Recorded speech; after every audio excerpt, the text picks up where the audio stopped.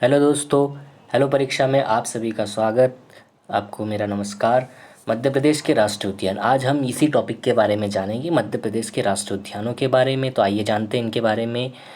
वर्तमान में मध्य प्रदेश में 11 राष्ट्रीय उद्यान हैं, जो कि 11 निर्मित राष्ट्रीय उद्यान हैं, और एक राष्ट्रीय उद्यान है जो कि है ओमकारेश्वर राष्ट्रीय उद्यान। ये अभी प्रस्तावित है, खंडवा जिले में है। 2004 में इसकी स्थापना हुई थी, लेकिन ये अभी प्रस्तावित है। अगर आपसे पूछा जाए कि वर्तमान में कितने राष्ट्रीय उद्यान हैं, तो आपको लगाना है 11 राष्ट्रीय उद्यान। भारत में मध्य प्रदेश में राष्ट्रीय उद्यानों की संख्या सबसे अधिक है। भारत में जितने भी राष्ट्रीय उद्यान हैं, सबसे अधिक संख्या मध्य प्रदेश में ही है। भारत में देखा जाए कि भारत में कितने राष्ट्रीय उद्यान हैं, तो पहले 104 थे और अब 106 हो चुके हैं। 2 जुड़े हैं और दोनों राष्ट्रीय उद्यान जो अभी नए नए जुड़े हैं वो असम में हैं। टोटल संख्या अभी हो चुकी है 106, और मध्य प्रदेश में सबसे अधिक राष्ट्रीय उद्यान है। और मध्य प्रदेश का सबसे बड़ा राष्ट्रीय उद्यान देखा जाए तो कान्हा किसली राष्ट्रीय उद्यान है, जो कि बालाघाट और मंडला जिले में है। इसका क्षेत्रफल 940 वर्ग किलोमीटर है। कई बार पूछा जाता है कि मध्य प्रदेश का सबसे बड़ा राष्ट्रीय उद्यान, तो आपको लगाना है कान्हा किसली राष्ट्रीय उद्यान। इसका जिला बालाघाट और मंडला में है, और इसका क्षेत्रफल है 940 वर्ग किलोमीटर। अब बात हो गई बड़े की, अब हम देखते हैं सबसे छोटा राष्ट्रीय उद्यान। मध्य प्रदेश में सबसे छोटा राष्ट्रीय उद्यान है फॉसिल राष्ट्रीय उद्यान, जिसको घुघुआ जीवाश्म राष्ट्रीय उद्यान भी कहते हैं। ये डिंडोरी जिले में है। इसका क्षेत्रफल सबसे छोटा है, तो इसका क्षेत्रफल भी कम ही होगा। इसका क्षेत्रफल है 0.27 वर्ग किलोमीटर। सबसे बड़ा हमारा कान्हा राष्ट्रीय उद्यान है, और उसके बाद सबसे छोटा है फॉसिल राष्ट्रीय उद्यान, जिसको घुघुआ जीवाश्म राष्ट्रीय उद्यान भी कहते हैं। डिंडोरी जिले में है ये। अब आगे बात करते हैं टाइगर रिजर्व के बारे में। तो मध्य प्रदेश में टाइगर रिजर्व की संख्या भारत में सबसे अधिक है। ये संख्या है 6। अगर आइए अब इन्हीं के बारे में हम थोड़ा सा संक्षिप्त में समझते हैं कि ये कहाँ है, किस संभाग में है, किस जिले में स्थापना कब हुई थी, और इनका क्षेत्रफल कितना है। तो पहला हमारा आता है कान्हा राष्ट्रीय उद्यान। मैं आपको बता चुका हूँ, ये सबसे बड़ा राष्ट्रीय उद्यान है मध्य प्रदेश का। साथ ही ये एक टाइगर रिजर्व भी है। संभाग अगर देखा जाए तो इसका संभाग है जबलपुर में, इसका जिला बालाघाट और मंडला, 2 जिलों में यह फैला हुआ है। इसकी स्थापना हुई थी 1 जून 1955 को, और इसका क्षेत्रफल 940 वर्ग किलोमीटर है। अगले हम बात करते हैं माधव राष्ट्रीय उद्यान की। इसका संभाग ग्वालियर है, और ये शिवपुरी ज़िले में है, और इसकी स्थापना हुई थी 1958 को, 1998 में, 1958 में, और इसका क्षेत्रफल 337 वर्ग किलोमीटर है। बांधवगढ़ राष्ट्रीय उद्यान की बात करें तो बांधवगढ़ राष्ट्रीय उद्यान भी एक टाइगर रिजर्व है। यह शहडोल संभाग में आता है, और इसका जिला उमरिया जिले में है। 1968 में इसकी स्थापना हुई थी। 437 वर्ग किलोमीटर में यह फैला हुआ है। चौथा हमारा राष्ट्रीय उद्यान है पेंच राष्ट्रीय उद्यान।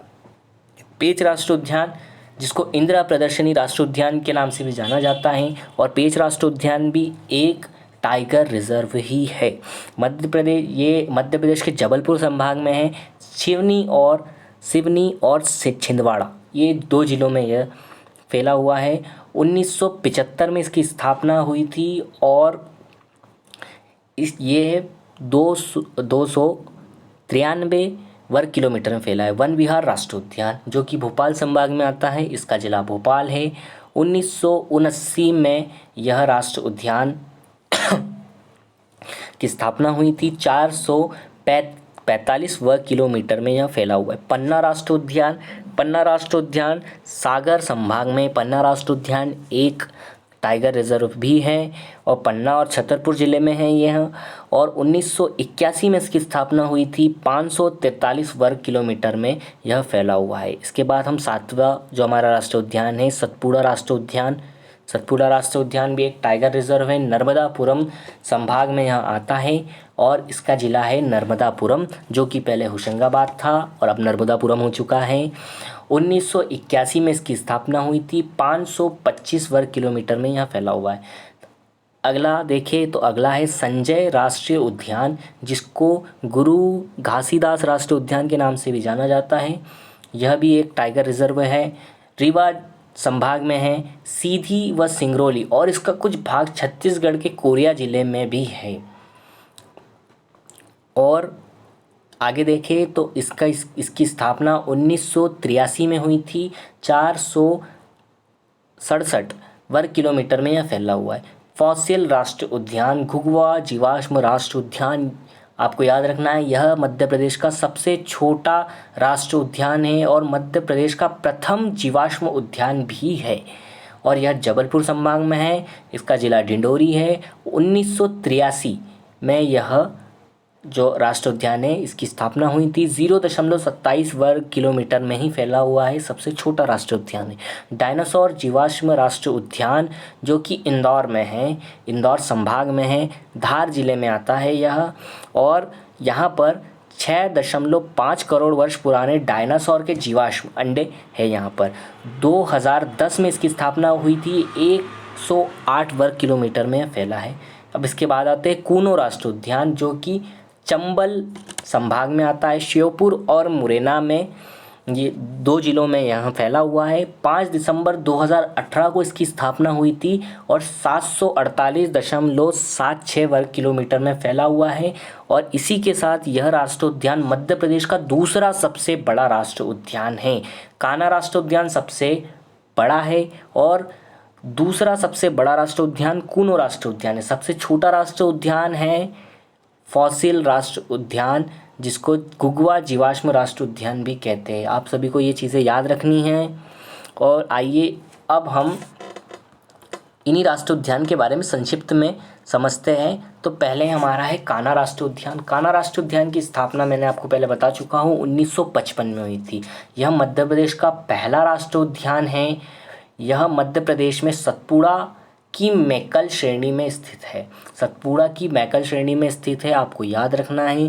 पहला राष्ट्रीय उद्यान सतपुड़ा की मैकल श्रेणी में स्थित है। क्षेत्रफल की दृष्टि से अगर देखा जाए तो यह सबसे बड़ा राष्ट्रीय उद्यान है। 940 वर्ग किलोमीटर में फैला है।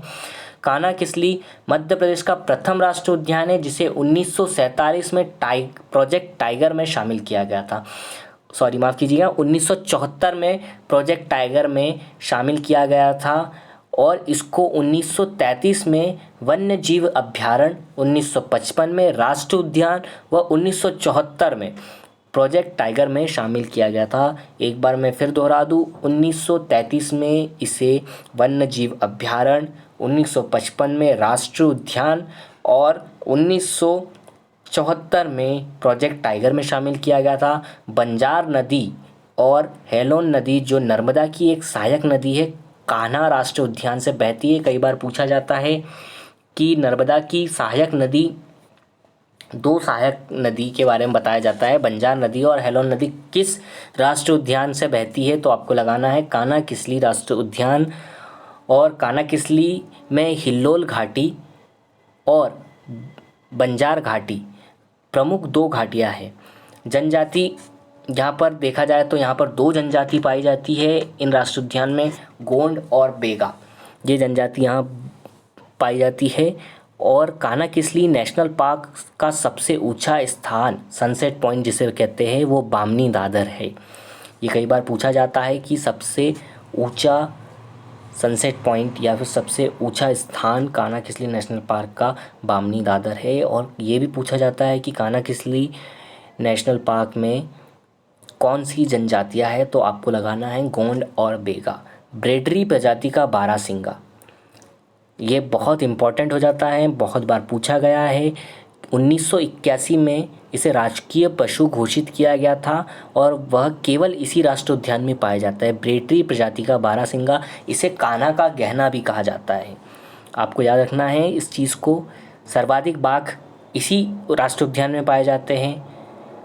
इस राष्ट्रीय उद्यान में वर्ल्ड बैंक की सहायता से पार्क इंटर प्रिवेशल योजना चल रही है। मध्य प्रदेश का पहला राष्ट्रीय उद्यान जहां हवाई पट्टी सुविधा उपलब्ध है।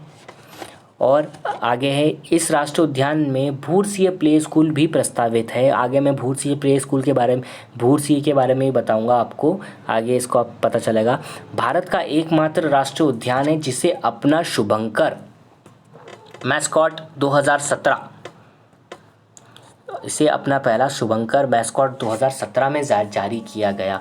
शुभंकर का नाम भूरसिंह द बारहसिंगा है। इसकी डिज़ाइन रोहन चक्रवर्ती ने दी है। आप पीडीएफ में देख सकते हैं, ये जो यहाँ पे जो एनिमेटेड कार्टून बना हुआ है भूरसिंह द बारहसिंगा, यही रोहन चक्रवर्ती ने बनाया था। रोहन चक्रवर्ती एक प्रसिद्ध पर्यावरण कार्टूनिस्ट हैं। आपको जो ये इसमें इमेज दिख रही है ये उन्हीं के द्वारा बनाई गई है। इन्हें WWF इंटरनेशनल प्रेसिडेंट अवार्ड 2017 में प्राप्त हुआ था। किसको? रोहन चक्रवर्ती को। रोहन चक्रवर्ती ग्रीन ह्यूमर नामक पुस्तक में कार्टूनिस्ट के रूप में कार्यरत है। किसमें? ग्रीन ह्यूमर नामक। रोहन चक्रवर्ती का नाम ग्रीन ह्यूमर कभी भी आए तो आपको अगर पत्रिका के बारे में पूछा जाए कार्टूनिस्ट तो ग्रीन ह्यूमर आपको लगाना है। और ये जो आप देख रहे हैं यहाँ पर भूरसिंह द बारहसिंगा, यही कार्टून उन्होंने बनाया था। होप सो आपको सारी चीज़ें क्लियर हो चुकी होंगी। अगर आपको और डिटेल में वीडियो चाहिए तो आप कमेंट कर सकते हैं। हम आगे और जो टॉपिक बचे हैं उन पर भी डिटेल में वीडियो बनाने जा रहे हैं। आप सब्सक्राइब करना मत भूलिएगा, लाइक करिए, शेयर करिए और हेलो परीक्षा आप देखते रहिए। Achieve your goals. धन्यवाद।